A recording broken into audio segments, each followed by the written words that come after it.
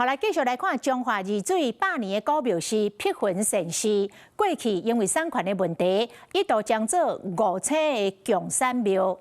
這間廟是經過違建拆除、法院拍賣等等的風風雨雨了後，即擺傳出着好消息，講師傅甲信眾甲土地產權買回來了。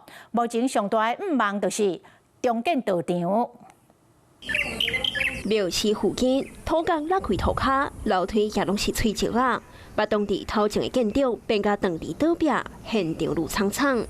嚴格對碧雲禪寺比丘尼師傅來講，已經真萬幸。我們就去標了啦，有信眾幫我們標回來。去標的時候，用我的師傅就這個名字把它標回來了，就變成我們碧雲禪寺的產權了，合法的產權。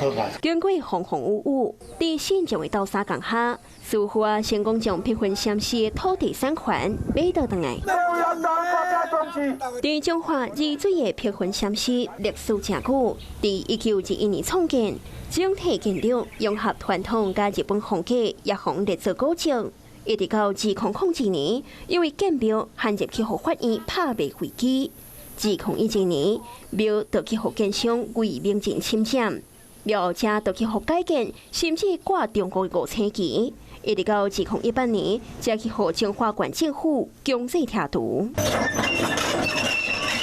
是講當年政府斷水斷電強制拆除的時，過程也是一直發生衝突。小心小心小心！哎！我告你，我愛功夫啊！當時廟寺所有人魏明進除了抗議甲真激動，更加向出手去目一個建設處的科員，雙方爆發着激烈的衝突。魏明進當場去予警方逮捕。到目前為止呢，他都沒有來負擔這一筆錢。經過彰化地方法院拍賣，以1612萬呢，由碧雲禪寺的師傅們，然後跟十方願眾大家共同集資，把這塊土地給買回來。經過法院拍賣爭議甲拆除的風波，碧雲禪寺的重建雖然閣需要時間甲各界協助，也毋過也總算等待重生的希望。Hello， 我是莊慧琪，想要搶先掌握最及時的新聞資訊嗎？趕快訂閱、按讚、開啟小鈴鐺，鎖定華視新聞 YouTube 頻道。